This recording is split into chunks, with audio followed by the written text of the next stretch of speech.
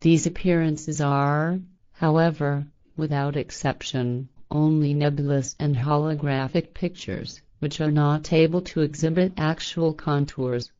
The entire meaning lies therefore only in a malicious deception with the purposes that the concerned earth human, who will be called Reinhold Schmidt, talks about himself, and spreads the images and experiences, and so forth, implanted in him by means of holographs and dream state hallucinations, in order to maintain the religion of Christianity.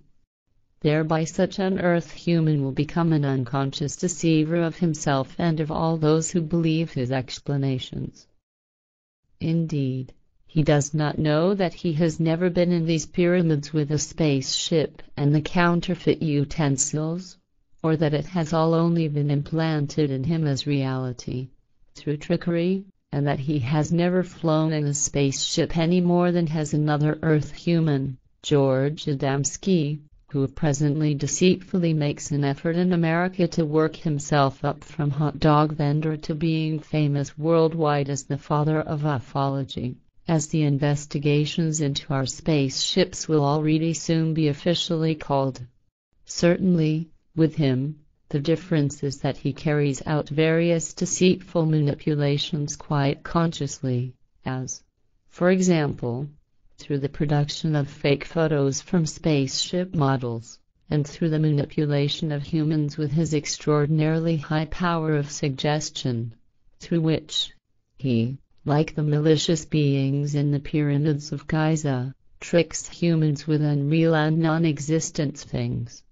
The list will be very long of those earth humans who, already in the shortest period of time, will appear publicly to fraudulently and maliciously bring their fellow humans under their power by saying that they are in contact with beings of extraterrestrial origin.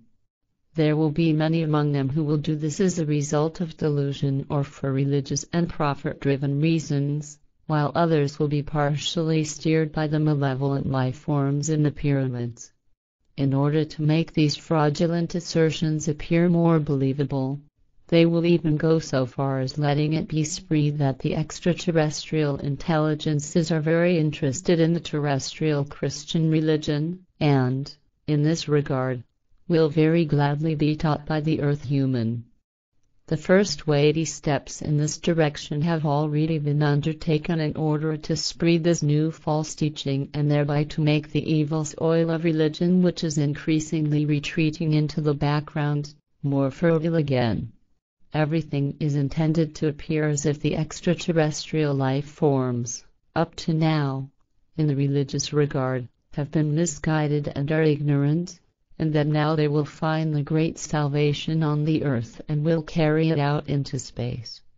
It will be asserted that these extraterrestrial life forms will even be grateful to the earth humans for this, because only through them will they recognize the Son of God, Jesus Christ, as Redeemer and Lord of the universe, and so forth, and to that end, towards the end of the millennium, even the Pope will extend the hand, at least in the form of the alleged universal validity of Christianity. This will already be so within a very short period of time, because the plans for these evil machinations are already being evaluated and converted into reality. However, the earth human should protect himself from these machinations, because they only serve the purposes of enslavement by those who maintain their station in Giza. If the earth human continues to work according to their wishes and demands, then they will, in the not-too-distant future, as in earlier times, appear officially in order to again bring earth humanity under their rule through murder, tribunals and barbarism. That will then be so if the earth human continues to allow himself to be led astray by their religions, and brings himself so far that the evil life forms can again appear as angels and the gods, as they have done in earlier times. But if they do not succeed in that, then in spite of that, further danger from them exists, because they are so malicious that, if need be, they will also try to reach their goal by barbaric violence and a great worldwide war. 2/3 of terrestrial humanity would thereby be annihilated and die a horrible death. Therefore, Earth humanity should prepare itself in order to prevent these still inevitable events, because the possibility to do so still exists. But, if the Earth human continues to live attached to religions, then he thereby only serves the wishes and desires for power of those who have worked for a long time towards the conquest of Earth and thereby for world control. The Earth human must pay very precise attention to these things, because otherwise a worldwide war of annihilation threatens him, which, as the Third World War, could bring the final defeat and enslavement over the Earth, directed and steered by the malicious extraterrestrial life forms under the pyramids of Giza. All these things and facts are, at this time, however, not yet ripe to be spoken about, because, first, the great danger of the threatening catastrophe must be banished. And only when this evil is removed will the time of clarification come. The last sign of the banishment of the threatening catastrophe will be the murder of the King of Saudi Arabia, the point of time of which we have still not been able to precisely determine. We well know that this event will happen in the year 1975, but the precise point in time is not yet recognizable. This will be determined through many terrestrial reactions and occurrences, which alone lie in terrestrial politics and in terrestrial religions. We were able to foresee the future possibilities to this extent, but not more, because limits are also set for us in regard to calculable possibilities. For this reason, we also only have time up to autumn of 1974 to banish the danger of the threatening catastrophe on the Earth, and up to the middle of the year 1975 to eradicate the last remnants.